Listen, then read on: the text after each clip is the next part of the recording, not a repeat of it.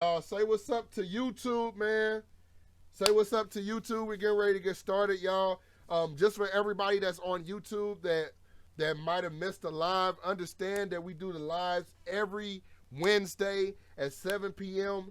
And we're only going to start turning up a little bit more. We're going to start extending the time right now. We kind of stick to the live around 1 hour to 2 hours, you know.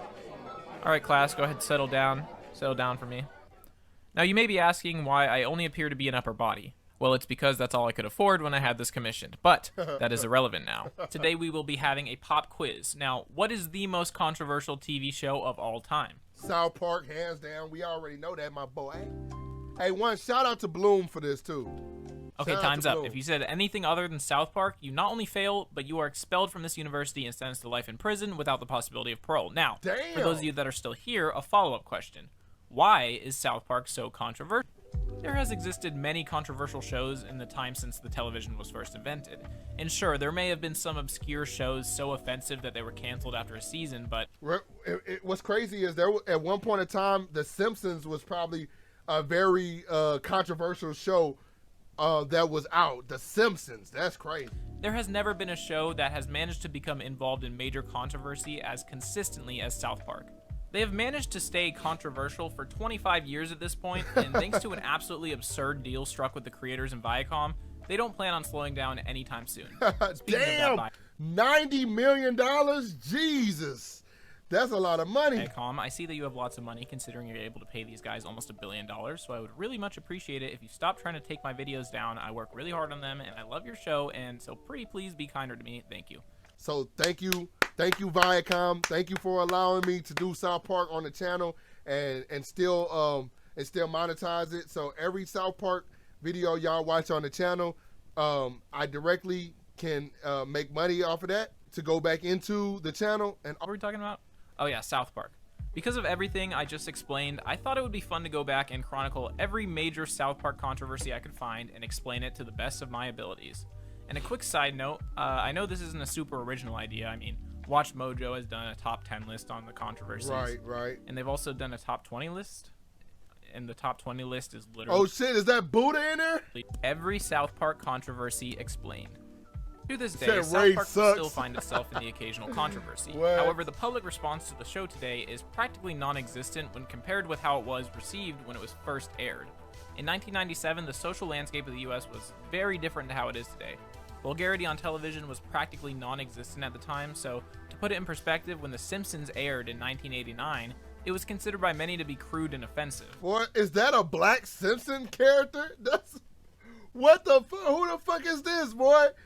Boy, I get his Mo Sislak, get the Quickie Mart owner looking ass, boy. This man look like a black man with a beak, boy. What the fuck is wrong with him? Now, you could only imagine how those same people reacted when South Park aired and made The Simpsons look about as crude as Full House. You got it, dude. To go from clean, sanitized, inoffensive sitcoms dominating popular television to a cartoon made for adults that is quite possibly one of the most vulgar pieces of media ever made, I mean, you're going 0 to 100 in record time here. Unsurprisingly, a lot of people did not like the content of the show. The existence of this vulgarity was bad enough to the general public, but what really sealed the deal was the fact that the main characters saying and doing these things were young children. It also didn't help that adult cartoons were very uncommon at the time, so a non-observant parent may see their children watching the show and think they're watching a kid's show while they're really watching the most adult show on television. Reportedly, when screening the pilot episode to test audiences, 3 people burst into tears over the show's content. The backlash was immense, including everything from campaigns to get the show... Hey, her ugly ass be pissing me off, bro. Like, I swear to God, her ugly ass be pissing me off. Her fat cocoon head ass, ugly ass, boy. I'm finna get on your shit, boy. Nasty, tight. But I don't understand how the fuck you wear that tight ass suit, ain't got no fucking neck. Well, ain't nobody got no damn neck, boy. Get his news anchor for Channel 4 News. This is Brock Cruntman, ugly ass, boy. Taken off the air, to schools banning South Park. No, boy, you look like a school principal, stupid. No, a school administrator, boy. School staff looking ass, boy. I'm finna get on. It's pretty funny looking back, since this early South Park is incredibly tame in comparison to what the show would become, and of course, that only brought with it more controversy. Despite its controversial existence, the show didn't experience much major controversy related to specific themes outside of the vulgarity for the first 3 seasons. That is, until South Park Bigger, Longer, and Uncut was released in 1999. Oh, shit. Creating a movie meant Matt and Trey were not limited to the rules they had to follow creating a television show, as they were Okay, look at this nigga hair, boy. Hey, bro, I swear to God, if you look at this nigga hair, it just looked like you just went up and down like this. Hey, what the fuck kind of hair you got, boy? Boy, you're 65, ain't you, stupid ass? always dancing on the line of what was allowed to be shown on television and what wasn't. Because of this, they sprinted straight for the line of what was allowed to be shown in movies and set up camp there. In the production of the movie alone, the team had tons of issues with the MPAA and Paramount, who attempted to censor or block content so many times that this video would be an hour longer if I talked about all of them.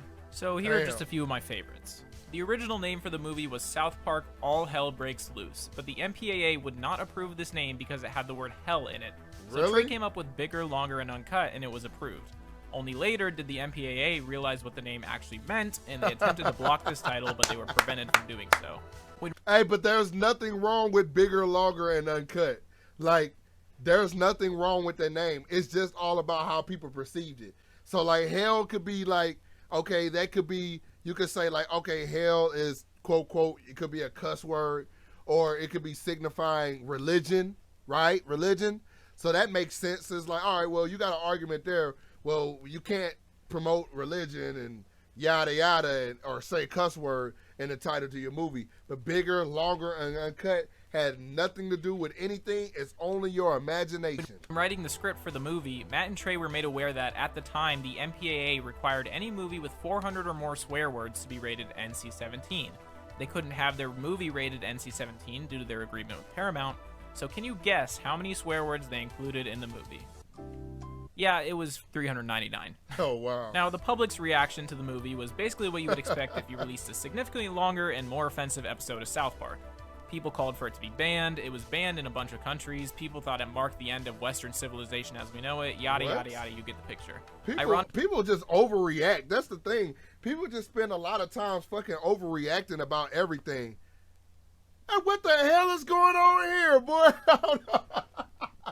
Big Gay Al, boy. What the hell is that, boy? This picture looks like June. This picture looks like June. Hey, bro. Hey, look. No, I have no problem with it. Shout out to Pride Month. You know what I'm saying? You know what I'm saying? Shout out to Pride Month. But boy, this looks like Pride Month right here, boy. God damn. Look at these guys. Look at these grown ass butlers, boy, with a little pink Speedo on. Even the giraffes look woo. Like, even the giraffes, bro. Like, golly. Ironically, the backlash to the movie mirrored the predictions made in the movie itself, you know, minus the whole war starting and everything. But the creation of this movie is what made Matt and Trey want to push the boundaries even further, and it marked the beginning of a major change in the tone of the show moving forward. In the eyes of the public, it was no longer just a crude... Look at Carmen fat ass running. Did y'all see that? Hold on. So fat ass running, boy. No longer just... Look at it. Boy, your chubby ass up. Boy, this man got 3 chins, boy. Look like an unhealthy apple running in the street. It's a crude and inappropriate show. It was an attack on the beliefs of everyone. Season 4 is where we first begin to see the signs that this show may be more than just crass humor, and recognize the potential for controversy with a few minor ones throughout the season. Episode 5, Cartman Joins NAMBLA, was banned from airing on the British satellite channel Sky One, as it contained many references to the actions of the group NAMBLA, which is somehow a real-life group and whose actions I will not detail here.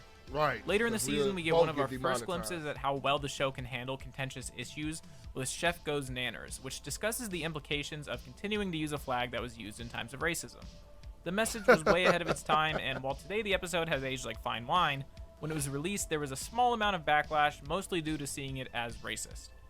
Then in episodes 9 and... Bro, everything South Park does is inadvertently fucking racist, bro. Like, you know what I'm saying? At this point, there's only certain people that we allow to fucking be racist. South Park can be fucking racist, because I feel like they kind of make fun of pretty much everybody, you know, in some way. Especially they make fun of white people, they make fun of black people, they make fun of Indian people, just everybody. You know what I'm saying? And that's why it was sad to see the Scientology episode was the reason that, you know, Chef left and, you know, things happen like that. But hey, you know, it is what it is. You know, he has his reasons, and I don't blame Chef for leaving. Like I'm gonna be honest with y'all, I'm not saying that just because Chef is one of my favorite characters or Isaac Hayes is a good artist. I'm not saying that just because of that. I'm just saying that, like, imagine when the show started, right? When the show started years and years and years and years and years ago, right? During that time, you've seen the show develop and grow into what it is now. But here's the thing, though. Even though the show should still be the same because people want to see South Park be similar to what it was before and yada yada, at the same time, you can't really blame Chef because imagine you 10 years ago. Like, imagine you 10 years ago. You probably won't think the exact same. You probably won't have the same mindset that you did 10 years ago. So it's kind of like having Chef saying like, oh, well, you know, over the years, maybe it started to wear down on him. Maybe he got to the point where he's like, damn, you know, I really don't like this. And the Scientology episode was the spark to set it off. Probably, this is the first time the show really committed entire episodes to parodying religion. Specifically, they parodied the fear-mongering and money-focused ideals that some Christian churches are known for. Oh, Unsurprisingly, Lord. This episode garnered a bit of controversy, as poking fun at Christianity in a predominantly Christian nation in the early 2000s generally would. However, this was the last of any sort of controversy for Season 4, and we made it through with only a few small incidents, so surely they wouldn't do something in the premiere of Season 5 that would be such a big deal it would literally change television forever. Oh, Lord. Right? You know they did. We already discussed the backlash the show received in its earliest seasons, and as the show continued past its third season, the controversy slowed down as people accepted that the show wasn't going anywhere. That is until this episode, when they decided to say the swear word that begins with S many, many times uncensored.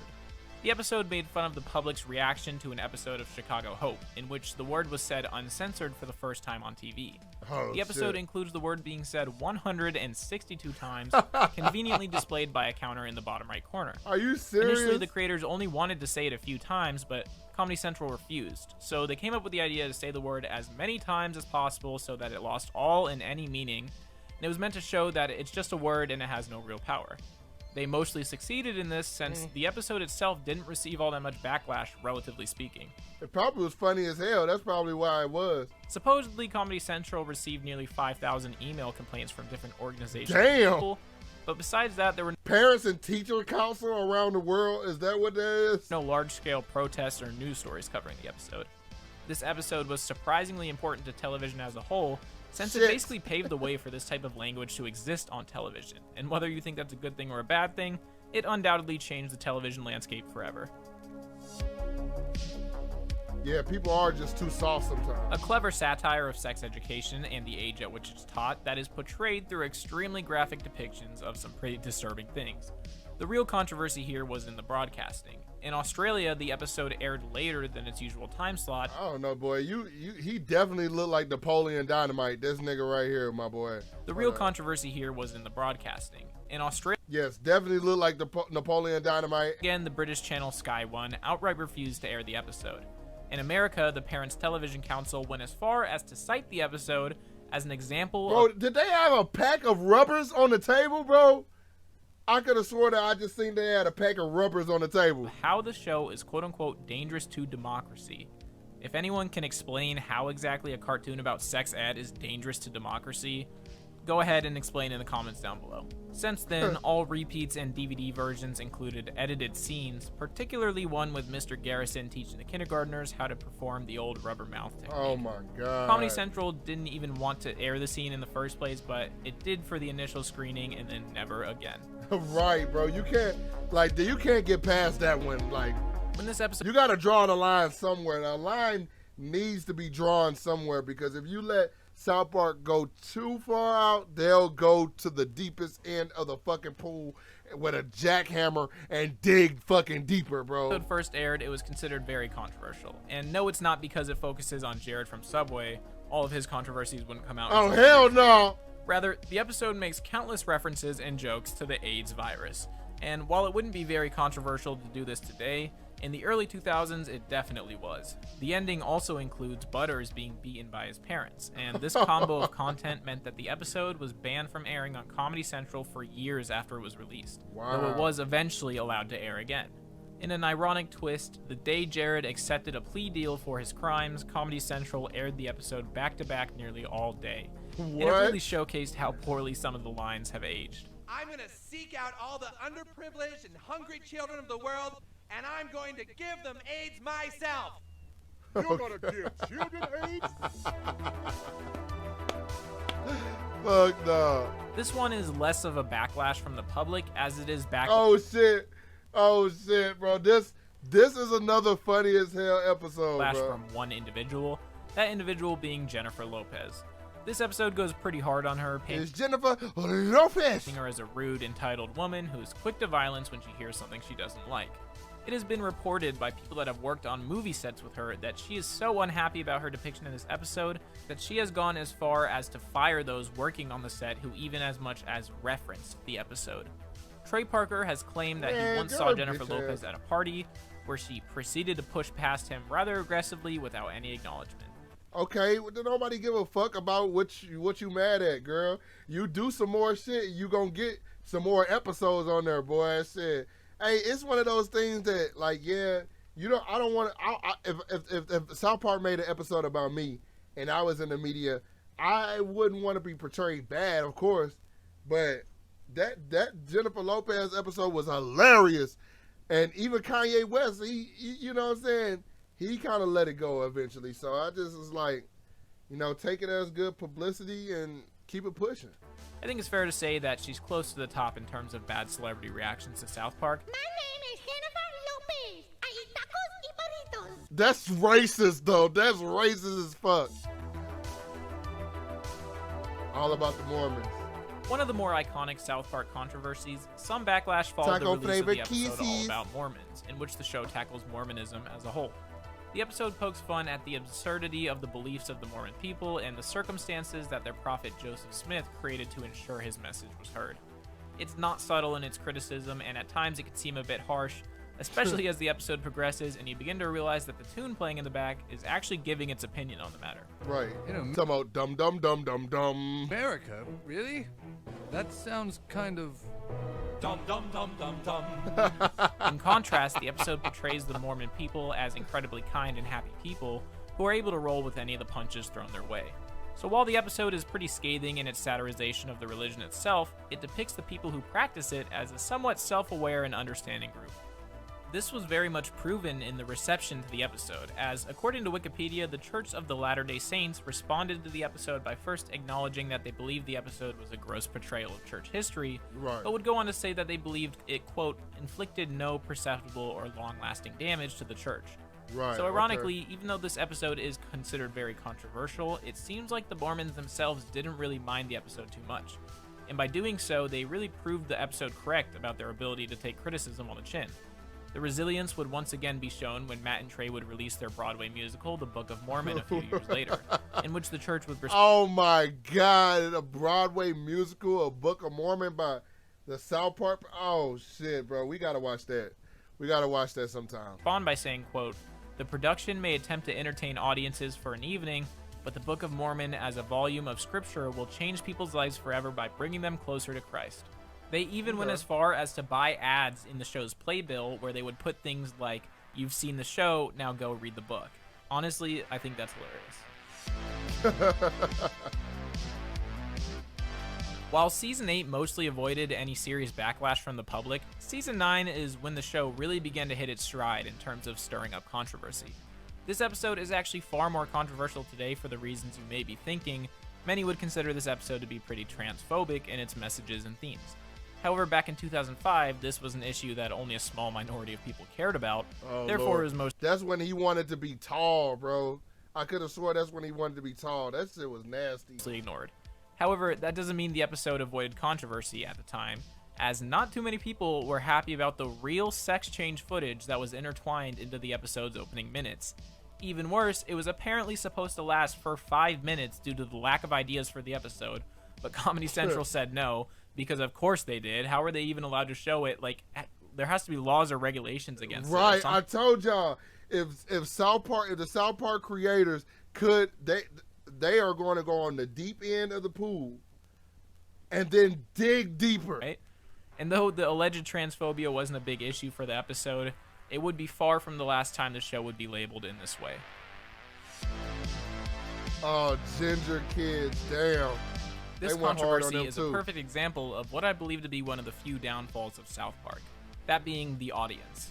This episode follows Cartman as he puts on full display his hatred and intolerance of ginger people. The episode itself is supposed to be satirizing discrimination as a whole, making fun of people like Cartman who choose to be hateful to others because of how they look and the absurdity of that hatred. The issue arises when people, mostly kids, who don't understand that it's satire, see the episode and find it funny because of the hate. Right. And while obviously the show is not made for kids, whether it's irresponsible parents or sneaky behavior, they will find a way to watch it. Definitely my ass, irresponsible. Shit, fucking have AJ running around here, then I look up, he's staring. I'm like, look, hold on now, you weren't even looking at it a second ago. And then, shit, me as a kid, excuse me, y'all, I didn't mean to burp in your ear, but me as a kid, like, just like, looking at South Park as a kid, that shit was crazy, bro. Like, I remember seeing episodes that disturbed me, you know what I'm saying? But I couldn't stop watching it. Like, it was so interesting. And it was like, I think I was at my auntie house. I was at her basement. She had a big screen TV in her basement. And like, bro, I used to watch episodes of, movies, all type of stuff down there. And then one time, like, she had a nice couch down there. So I would go down there and just sit and just watch TV. Just be over there, just be around there and watch TV. And she just let me do my thing. She had cable. I didn't have cable back in my house, and I would fall asleep. And when I fell asleep one time, and I woke up, and South Park was on. And I was like, oh, it's a cartoon. I never seen this cartoon before, but it was interesting. Just then, Kenny, get killed on a flagpole. I was, no, not on the flagpole. I'm thinking, I'm mixing something up. No, it was a kid. It was the one episode where, like, the town had divided, where all the parents had left and the kids went to another town or something, some shit like that, bro. And it was like all the kids had formed their own town, and it was like kind of like dark, you know what I'm saying? And it was shit. It was crazy, man. So yeah, I could kind of understand where he was coming from with that. Which leads to things like Kick a Ginger Day, a real-life holiday in which you're supposed to kick gingers. I discussed this more in my South Park Iceberg, so if you're interested in that, you can check it out. But honestly, I think it would be hard to argue that this episode didn't have a pretty large part in the discrimination against gingers among kids. In the Wikipedia article for discrimination against people with red hair, the history section for the US literally begins with the release of this episode, with no recorded history before. Wow. Just ask the Gingers Have Souls kid. He basically exclusively blames this episode for his bullying and harassment. And the same with Ed Sheeran, who also blamed this episode for the bullying that he received.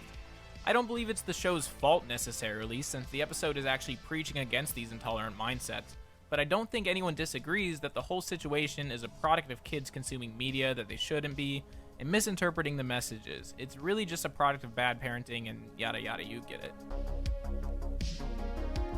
What is probably the second biggest controversy in the show's history? This one caused lawsuits, cancellations, private investigations, and the departure of one of the show's most beloved characters. Oh, man. This episode heavily criticizes the quote-unquote religion, Scientology, as they portray it as a massive global scam whose sole intentions are to prey on vulnerable people and extract money from them.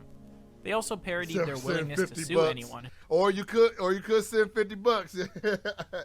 Support your boy, man. Who speaks negatively about them, and even acknowledges the church's history of getting revenge on those who have wronged them by changing all the names in the credits of the episode to Jane and John Smith. Shockingly, the church wasn't too fond of the episode's portrayal of their religion. They were so unhappy that they conducted a full investigation to try to dig up any negative things they could about Matt Stone and Trey Parker. Oh, wow. According to a church whistleblower, they used techniques, quote, comparable to Cold War era CIA and KGB intelligence and propaganda techniques. Damn. Doing things like going through their trash, purchasing their phone records, and going through their bank records. What? They even went as far as to attempt to hire a film student to get a job at South Park Studios so they could act as a spy in their investigation. They are doing too fucking much, bro. What the fuck? They trying to infiltrate them from the inside out, nasty ass. But despite their efforts, they have yet to release anything negative or embarrassing about the creators, so it's safe to assume they were unable to find anything. Then there was the legendary Closet Gate. The episode heavily targets Tom Cruise, who is a known Scientologist. They wanted to joke about the popular belief that Tom Cruise is secretly gay, but they were informed by their lawyers that they could not outright say he was, as Cruise had a history of litigation against those discussing his sexuality. To get around this, they decided to place him in an actual closet for a good portion of the episode, constantly discussing his unwillingness to leave said closet. Dad, Tom Cruise won't come out of the closet. South Park has a good way of saying things without saying things, bro. And that's what I really, really love about them. Despite this, the actor allegedly still threatened to sue the show, which he never ended up doing. But that was far from the end of the Tom Cruise storyline, as the next year, a scheduled rebroadcast of the episode was suddenly canceled with no warning or explanation given as to why. Several news outlets reported that the parent company of Comedy Central, Viacom, had the episode pulled. Supposedly, this was because Tom Cruise had threatened to cancel his publicity tour for the next Mission Impossible movie if the episode aired. The movie was owned by Paramount, who is also owned by Viacom. There was never any evidence. Wait, are you? Oh, but CBS. Wait, who the fuck owns Viacom now? I think CBS. Viacom CBS is owned by CBS. To suggest that this was true, and Tom Cruise would go on record to claim that he hadn't requested to have the episode removed. Reportedly, however, there are several inside sources that maintain that Cruise had the episode pulled. Man, we know you did. And of course, this didn't sway the opinion of the public, who were outraged by the pulling of the episode. A petition was even created to re-air the episode, garnering 5,000 signatures. And while this is where the controversy ends with the Tom Cruise storyline, the effects of the episode could be seen elsewhere, as it led to the departure of one of the show's most beloved characters. Oh, man. Isaac Hayes, the voice actor for Chef. Hey, bro, man, just shout out to Chef, man. Rest in peace to Isaac Hayes, bro. And hopefully one day you'll be able to see your boy Quizzy with a picture of Isaac Hayes, Chef, and and your boy, who knows, bro? Who fucking knows, man? Chef was a Scientologist, and after the airing of the episode, he reportedly published a statement berating the episode for its parody of the religion and quitting from the show altogether. When this initially happened, Parker and Stone were quick to call him out for the hypocrisy of his exit, discussing how he was fine with poking fun at everyone else, but not himself. Hello there, children! Years later, Hayes' son would come out and say that he had never quit the show, and that other Scientologists wrote the statement for him while he was in the hospital after suffering from a stroke. Wow. So the plot thickens. So he never quit the show. This is coming from his son, and I believe that. He never quit the show. He never actually quit the show. They just actually wrote it for him. That's some bitch ass shit. I don't give a fuck what nobody say. That's some bitch ass shit. Don't write shit for me. Don't write shit for me. If that shit ain't coming from my family, the closest people from me, maybe you can believe it from them. But if it ain't come out the horse's motherfucking mouth, don't take shit that I said from nobody else, boy. Damn, they fucked up, boy. And they kind of tarnishing his legacy, because then they got people mad at him. I never knew that. I thought that he quit the show because he didn't like Scientology episode. I had a whole big rant about that just a minute ago. You see what I'm saying? That's some lame ass shit. Unfortunately, Hayes passed away 2 years after the episode at the age of 65 due to a stroke. Many have called into question the mysterious circumstances of his death, since he was found next to a treadmill in his home. Wow. Many speculate Scientology may have had something to do with this, and I discussed this theory in depth in my South Park Iceberg, so if that interests you, go check it out. One thing that is certain is that this episode undoubtedly caused more real-world consequences than almost any other episode in the series. Notice how I say almost. We'll get to that. Oh shit.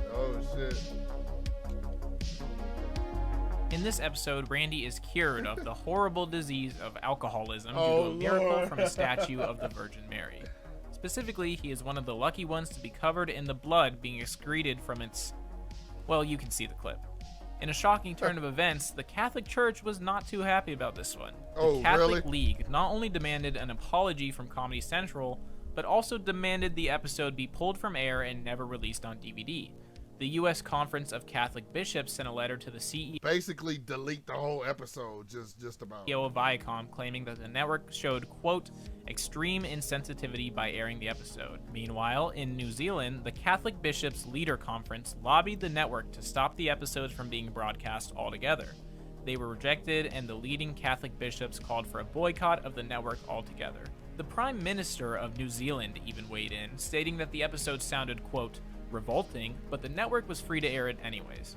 Okay. One advertiser even withdrew from the network altogether. Despite all of the protests, the episode aired He ain't stopped shit. They still keep going. anyways, actually earlier than expected to take advantage of the media surrounding it, and it managed to pull 6 times the amount of normal viewers South Park would get. Damn. In Australia, Archbishop Dennis Hart wrote the network asking that they pull the episode.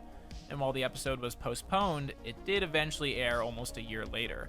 I've always found it funny that this episode seemed to enrage so many Catholics, as it doesn't even make fun of Catholicism at all, really. It's a commentary on self-control and discipline surrounding alcohol abuse. The whole Virgin Mary thing was just a way to get their point across. It probably stemmed more from the idea of sacredness in religion, since many saw it as a desecration of a sacred figure, but it was really just a dumb joke they used to get their point across. Right, fact. I can agree with that. I will only briefly mention this one as it functions as a precursor to an episode coming up, but the episode planned on showing the Muslim prophet Muhammad as a commentary on the Jyllands Posten. I think that's probably the Muhammad episode. Probably is the one that really got their ass, the one that really got South Park. Muhammad cartoons controversy. I definitely did not pronounce that right. In which a Danish newspaper published a comic depicting Muhammad.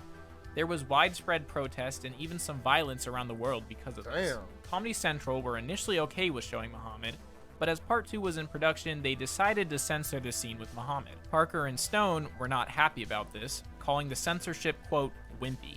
They were She called them some bitches. That's why they were talking all that shit. They called them some bitches for that, bro. especially upset because South Park had depicted Muhammad years earlier in the episode Super Best Friends with no issues. Since then, all 3 episodes have been banned from TV and pulled from streaming services, with Super Best Friends being pulled long ago and Cartoon Wars being pulled only when the show recently moved to HBO Max. A more minor controversy, this one stemmed from the episode's depiction of Steve Irwin. Irwin had died 7 weeks earlier from a freak accident with a stingray, and in the episode he can be seen at Satan's birthday party with a stingray sticking out of his chest. And look, he in his hand he has a corona.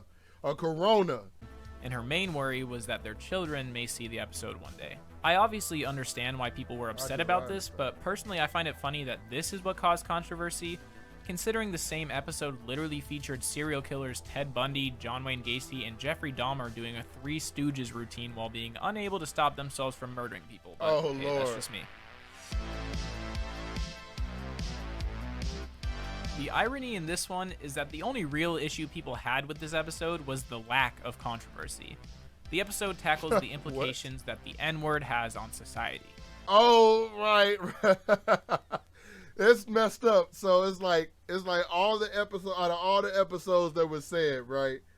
Out of all the episodes that were done, all the episodes that were said, the one that had the least amount of controversy was the one where he said the N-word. Nobody gave a fuck.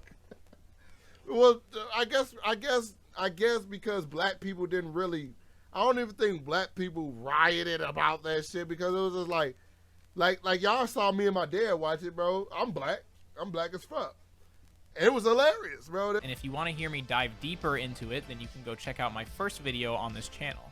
The episode contains 43 uncensored uses of the N-word, and yet this Damn. episode actually received positive feedback from civil rights organizations like the NAACP, who praised the episode for accurately depicting other races' perceptions of how black people feel when hearing the word. Right. The only person that seemed to be upset was the founder of the Parents Television Council, L. Brent Bozell, who issued a statement criticizing the lack of protest, comparing it to the outrage radio host Don Imus received for his statements.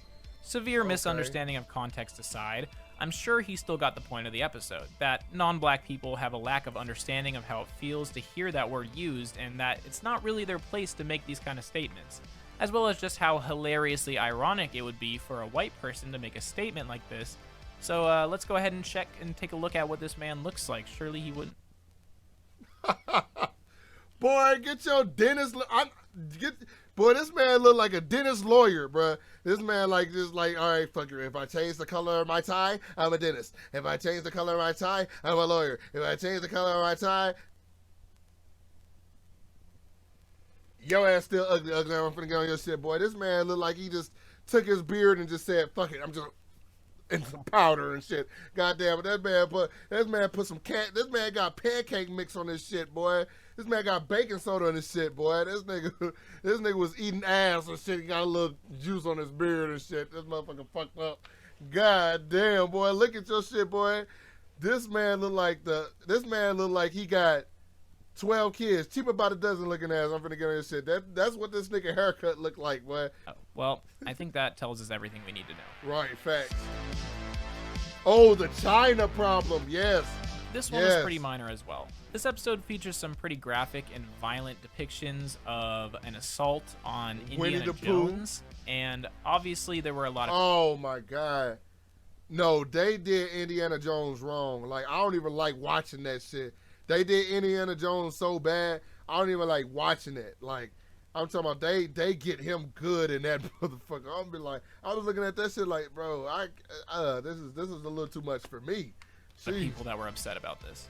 An insider even claimed that while Paramount had no plan to protest the episode, they were not big fans and, quote, wanted it to go away. You all probably know my opinion of this episode by now. I think that what they were trying to do is a funny idea. I just think the execution was a little overboard. Yeah. They definitely didn't have to take it as far as they did. But yeah, that part, I'm like, okay. Like, if they would have just kept going with the idea of what could happen, okay, but that part, I was like, this is disgusting. Like, that's traumatizing to some men, though. Like, for real. Like, I know we're men and we don't have feelings, but like, that's a traumatizing thing to watch. You know what I'm saying? But hey, this is South Park we're talking about. No one crosses the line quite like them, so while I'm not a fan of this episode, I can still respect it for the risks being taken. Pinewood Derby, huh? This one pokes fun at the leaders of nations all across the world, but it would seem that Mexico's president Felipe Calderon didn't take it as well as the other leaders. The episode was pulled from MTV Mexico, with the network claiming that they couldn't get permissions to use the Mexican flag in time, though Mexican fans of South Park were skeptical of this and cried censorship. The episode was eventually rebroadcasted in Mexico, but only after permission from the Ministry of Interior, so it's pretty safe to say that they probably pulled the episode. Hell yeah. We have finally reached South Park's magnum opus in terms of controversy. Not only is this the South Park episode that stirred up more real-world controversy than any other, an argument can be made for it being one of the most controversial episodes of any television show ever. To celebrate the 200th episode, Matt and Trey decided to go back and basically reignite every single controversy they've ever had. From Tom Cruise to Jennifer Lopez, almost all of their celebrity digs were back on full display.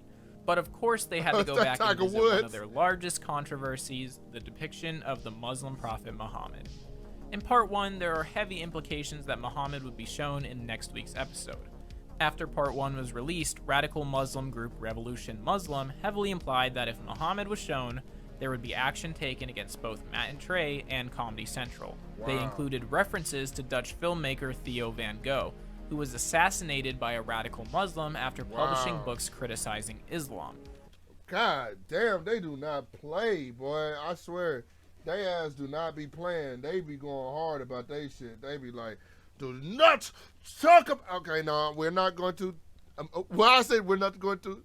No, I'm just saying we're not going to talk about them, man. We're going to leave We gonna leave they radical ass alone, bro. Matt and Trey seemed pretty unfazed by this, as it was their belief that giving into these threats would be not only hypocritical since the entire premise of the episode is defending free speech and condemning terrorism, but they would also be allowing terrorism to work and creating a slippery slope for censorship of free speech. Right. The same could not be said about Comedy Central, who were more than willing to give in to the demands of this group. Right. Because of this, when the episode aired, every single use of the name Muhammad was censored, every appearance of Muhammad himself was censored, and Kyle's entire speech at the end of the episode discussing the effectiveness of terrorism was completely censored. And if that wasn't enough, not only were both episodes pulled from ever being rebroadcasted again, they were removed from South Park's website, every streaming service that the show is on, and every DVD set. Boy, they got scared like a motherfucker. I ain't mad at him, bro. Like, I ain't mad at him, but damn, boy. Of the show, except for the Region 1 release of the 14th season. This brings the total of banned South Park episodes to 5, along with the previously mentioned Cartoon Wars and Super Best Friends. Though the episodes have been practically wiped off the face of the earth in terms of legal methods of watching it, it can still be found re-uploaded on the internet. It just takes a bit of searching. Right. Years after release, a 4chan user was also able to find a partially uncensored version of the episode through a glitch in the South Park Studios website, and for the first time we knew what Kyle said in his speech. Again, I talk about this in my South Park Iceberg video, or you can find the full clip floating around pretty easily if you're interested, but yeah, you can check that out if you want.